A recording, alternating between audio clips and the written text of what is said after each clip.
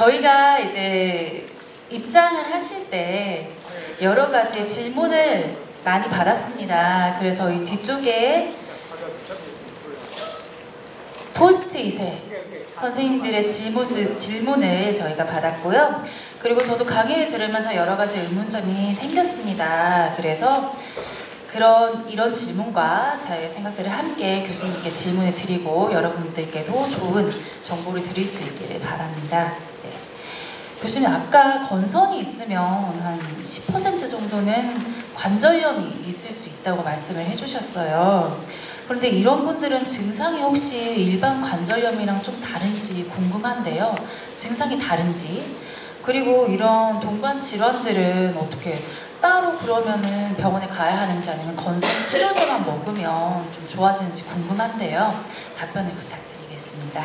예, 우선 건선 관절염에 대해서 말씀드리면, 건선 관절염은 아까 보여드린 것처럼 손가락에 많이 온다고 말씀드렸기 때문에 손가락에 오는 다른 루마티스 관절염이라든가 아니면 골관절염하고 증상이 크게 다르지는 않습니다. 제가 항상 어떻게 여쭤보냐면, 아침에 일어났을 때 손가락이 뻣뻣한지, 그래서 이렇게 주먹이 잘 쥐어지는지 여쭤보거든요. 그 다음에 또 건선 관절염인 경우에는 다른 관절염하고 조금 다른 점은 아까 말씀드린 소세지처럼 이렇게 부풀어 오른다고 말씀드렸습니다. 그래서 빨갛게 되고 손가락이 이렇게 퉁퉁 붓는 경향이 좀 있어서 그런 점은 조금 다르고요. 그 다음에 척추가 통증했을 경우는 사실은 다른 분단과는 좀 감별이 힘들기 때문에 그런 경우에는 이제 저희도 루마티스 내과 선생님한테 저희가 의뢰를 해서 확인을 하게 되는 것이죠.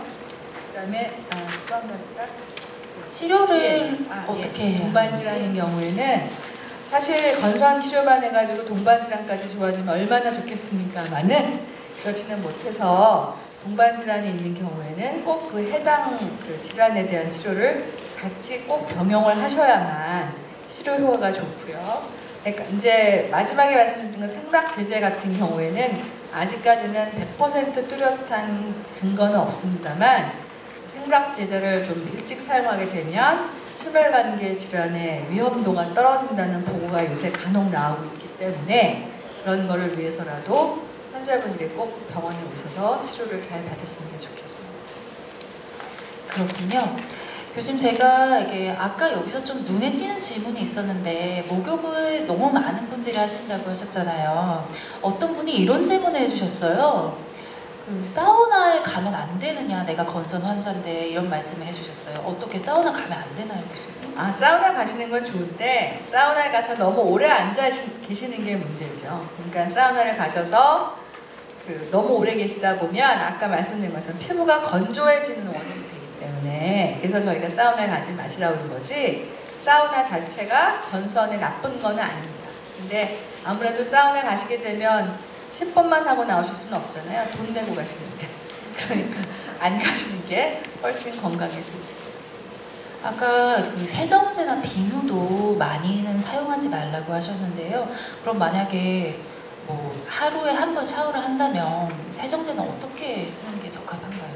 예, 요새와 같이 이렇게 땀이 많이 나는 경우에는 어쩔 수 없이 하루에 한 번 샤워를 하실 적에 아주 순한 세정제를 사용하실 수밖에 없겠습니다만, 겨울같이 습도가 굉장히 낮은 경우에는 일주일에 한 번 내지 2번 정도만 쓰시는 게 좋고, 정이 습관이 그렇게 붙어서 샤워를 매일 하셔야 된다고 하면 그럴 때는 물로만 하시는 게 좋습니다. 그리고 목욕할 때 언제 그러니까 샤워도 아침, 저녁 중에는 꼭 저녁에 하시는 게 좋습니다. 보통 아침에 머리 만지려고 샤워를 아침에 많이들 하시는데 그거는 피부 생리에 맞지 않는 거고요.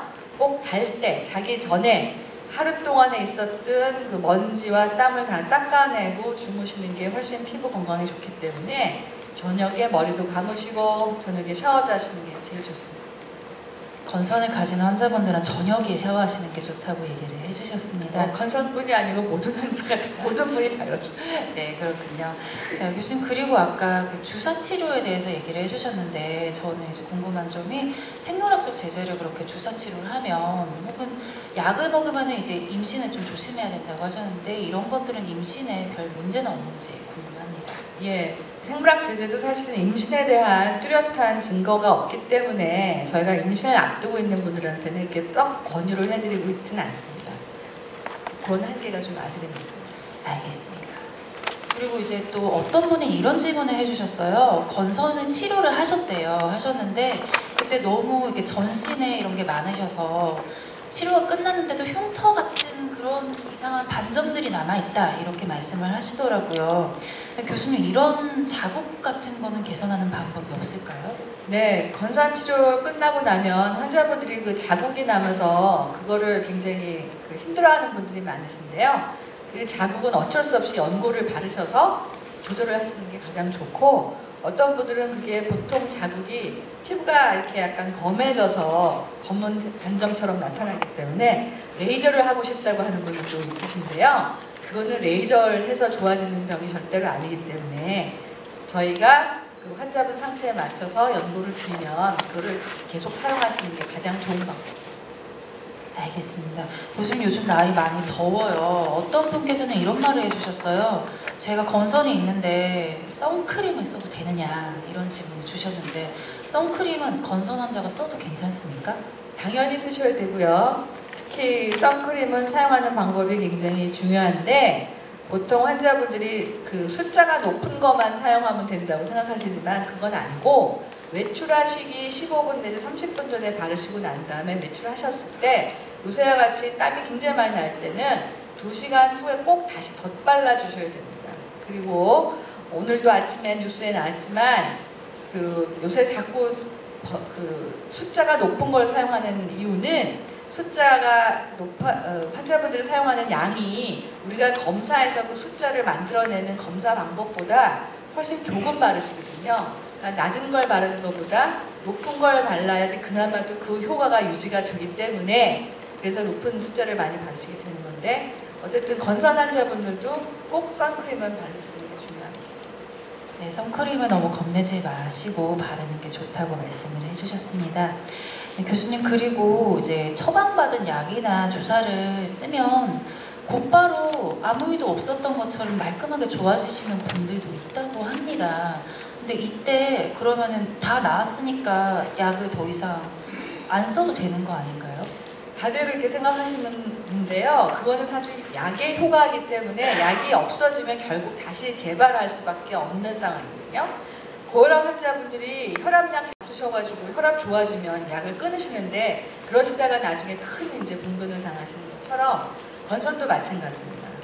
그리고 약도 바로 좋아지는 분도 있지만 또 암만 약을 먹어도 안 좋아지는 분이 있는 것처럼, 어쨌든 그 약에 의해서 나타나는 현상을 착각하지 마시고 의사하고 상의하셔서 약을 더 먹을지 말지는 저희가 충분히 경과 관찰을 한 다음에 결정을 할 거기 때문에 임의로 판단하고 약을 끊지 않으셨으면 좋겠습니다. 혹시 임의로 끊었을 때 다시 치료를 그럼 시작을 했을 때 말이죠, 교수님, 보험이나 산정 특례 같은 거를 그대로 다시 받을 수 있는 건가요? 주사제 치료 같은 경우에는 환자분들이 아까 말씀드린 것처럼 최소 6개월을 치료를 받고 효과 판정을 받으신 다음에, 그 다음에 만약에 약을 끊게 되면 6개월 이내에 바로 치료를 다시 시작해야지, 6개월을 넘어가 버리면 보험급여가 더 이상 되지가 않고 원점으로 다시 돌아갑니다. 그래서 환자분들이 혹시라도 약을 조금 좀 덜 주사를 맞고 싶다 하는 경우에는 꼭 의사하고 먼저 좀 상의를 해주셨으면 좋겠어요. 알겠습니다. 교수님, 이 질문 외에도 이렇게 많은 질문이 있는데 어떻게 교수님께서 질문을 한 가지 골라보시면 어떨까 싶은데요. 저희 오신 분들이 직접 적어주신 그런 질문들입니다. 하나를 떼서 질문을 골라주시면 제가 그것을 읽겠습니다. 네, 질문을 읽어보겠습니다. 한약을 치유 목적으로 먹으면 어떻습니까? 라고 해주셨네요. 네, 환자분들이 사실 건선이라든가 아토피, 피부염 이런 경우에 한의원 치료를 굉장히 많이 받으시거든요. 그런데 사실 한약이라는 거는 저희가 흔히 얘기하는 의학과는 다른 개념에서 출발한 의학이기 때문에 약의 성분이라든가 이런 게 분석적으로 나오는 게 아니고, 또한 약은 저희는 예를 들어서 한 가지 약을 개발했을 때 이 약이 100명한테 사용했을 때 최하 90명 이상이 효과가 있다고 판정할 때만 약으로서 사용할 수가 있는데, 반면에 한약인 경우에는 3명 중에 1명만 좋아져도 효과가 있다라고 얘기를 하는 거기 때문에, 저희 같은 경우에는 한의원에서 물론 그런 분들은 저희에게 반박을 하시겠습니다만 한약 치료로는 건선이 완치되지 않는다고 보시는 게 좋겠고요. 그럼에도 불구하고 나는 한의원 치료를 하고 싶다 하는 경우에는 혹시라도 저희가 드리는 약하고는 절대 같이 복용하시면 안 됩니다. 제가 아까 그 말씀을 미처 못 드려서 이 질문을 제가 골랐습니다. 알겠습니다. 복용에 조심을 하시는 게 좋겠고요. 다른 분께서 또 질문해 주신 게 제가 눈에 띈 게 있었는데, 가렵다고 하세요. 그래서 많이 긁으시는데, 긁으면 안 되시지만 많이 긁으시는데 긁으면 번지냐라는 질문을 누군가 해주셨거든요. 교수님 어떻습니까? 긁으면 번지는 건 아니지만 병변이 심해지기 때문에 그 긁는 거로 해내서 염증이 더 유발되고, 유발된 염증에서 더 가려워지고 악순환을 계속 돌게 됩니다. 그렇기 때문에 가려운 경우에는 꼭 가려운 거에 대한 치료를 따로 꼭 받으시는 게 중요합니다. 네, 알겠습니다. 자, 그러면 이제 현장에서 직접 질의응답 시간을 가져보도록 하겠습니다.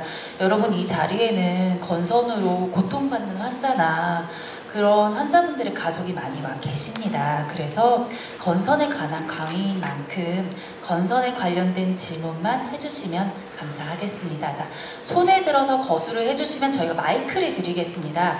마이크에 대고 응답을 해주셔야 교수님께서 들으실 수 있기 때문에 손에 들고 저희가 지목을 하면 마이크를 받으시고 질문을 해주시면 되겠습니다. 자, 질문이 있으신 분은 지금 거수를 해주시면 좋겠습니다. 맨 앞에 앉아 계시는 파란색 옷 입으신 어르신께서 제일 먼저 손을 들어주셨네요. 제 아내가 손바닥하고 발바닥에 가렵다고 긁으려고 떼내고 막 그러거든요. 근데 피부과를 여러 군데 다녔어요. 그거 다니다 반응이 없으니까 지금 안 다니고 목초액인가?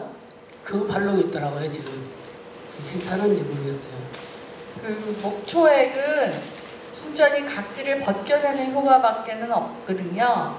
그렇기 때문에 환자분이 만약에 치료가 안 된다고 하더라도 꾸준하게 피부과에 가서 치료를 받으셔야 됩니다. 네, 잘 알겠습니다. 네, 옆에 계시는 빨간색 옷 입으신 어르신. 목욕 습관에 대해서 좀 문의하고 싶습니다.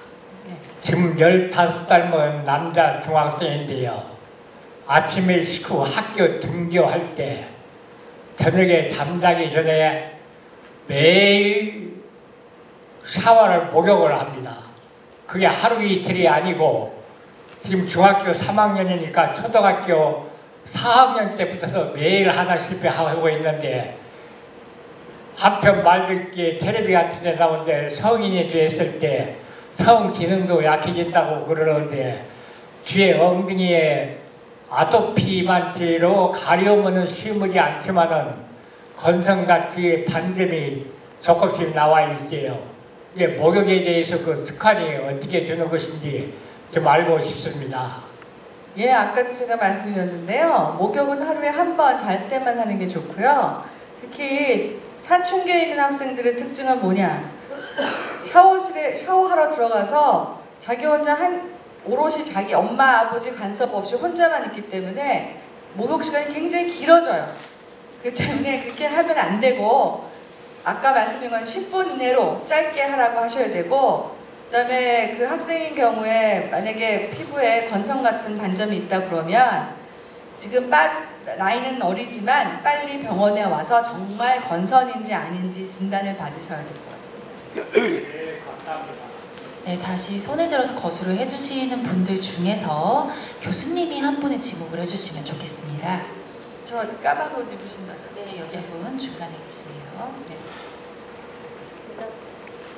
제가 피부가 많이 건조해서 건선이나 아토피부터 지금까지 입고는 있는데, 어떤 보습제로도 되지 않아 지금 제가 최후의 바세린을 사용하고 있거든요.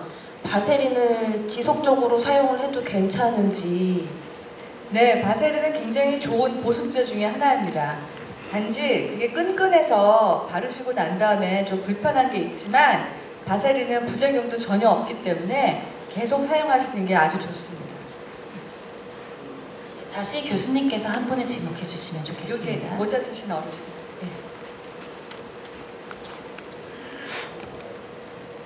제가 선생님 강의를 듣고 생물학 제제 치료를 받으려고 지금 생각을 하고 있거든요. 네.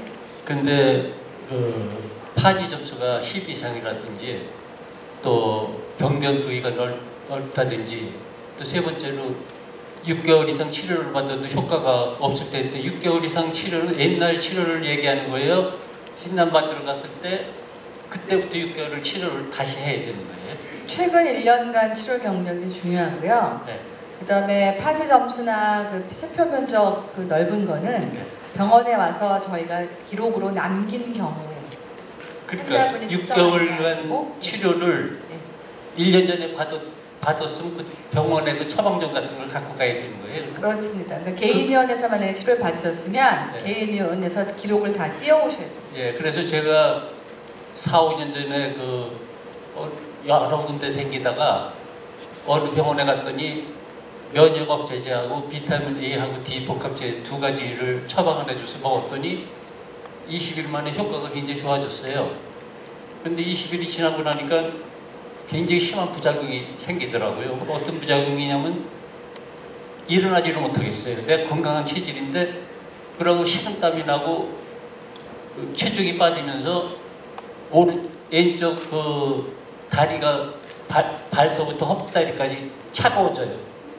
미치려고 그래서 병원에 연락했더니 약을 끊어보라고. 그래서 미칠간 끊고서 관찰을 했더니 한 일주일 지나서 모든 증상은 소실이 됐는데 다리 차가운 증상은 한 2, 3년이 가더라고요. 그래 운동하고 그 다음부터는 다른 피부과 가서 그 일을 얘기를 하면은 처방을 안 해줘요. 그 부작용이 있다고. 그러면서 또 연고만 다이보베트 연고만 바르고 있는데 그것도 그 6개월 치료 경력에 들어가요? 아닙니다. 연고 바르는 거는 6개월 치료 경력으로 포함되지 않고요.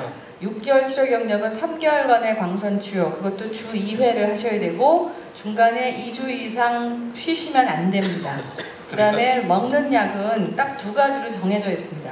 메토트렉세이트하고 사이클로스포린은 약 둘 중에 하나를 3개월간 잡수셔야 됩니다. 그래서 환자분 같은 경우는 과거에 어떤 치료를 하셨는지 잘 모르겠는데 기록을 다 띄워오시고요.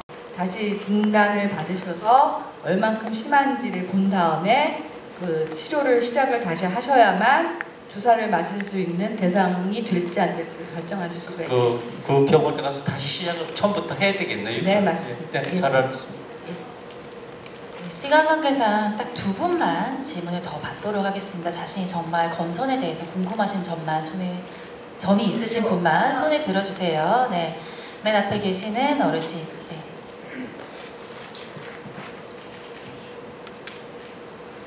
선생님 강의 오늘 잘 들었습니다. 감사합니다.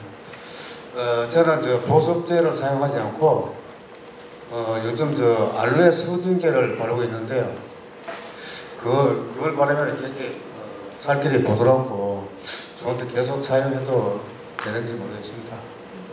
예, 알로에도 굉장히 좋은 그 제품이긴 한데 알로에가 이제 염증을 조금 완화시켜주는 효과도 있고 한데 그게 겔 타입이라고 말씀하셨잖아요. 여름에는 겔 타입이 적당한데 이제 한 10월, 11월 돼가지고 찬바람 불기 시작하면 겔 타입이 오히려 더 피부를 건조하게 만듭니다. 그렇기 때문에 그때는 겔 타입이 아니고 약간 기름기가 더 많은 거로 바꿔서 바르셔야 됩니다.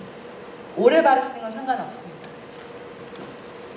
네, 중간에 앉아 계시는 어르신 마지막 질문 받도록 하겠습니다. 예, 오늘 우리 교수님 강의 잘 들었습니다. 수고하셨고 이 근본적으로 어떻게 해서 이 건선이 발병이 됩니까? 우리 자녀가 한 집에서 똑같이 밥 먹고 똑같이 크는데 한 놈은 걸리고 한 놈은 안 걸린단 말입니다.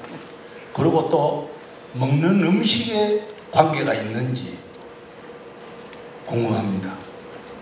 아까 말씀드린 것처럼 건선은 다인자성 질환이거든요. 그러니까 유전적인 소인이 있다고 다 나오는 게 아니거든요.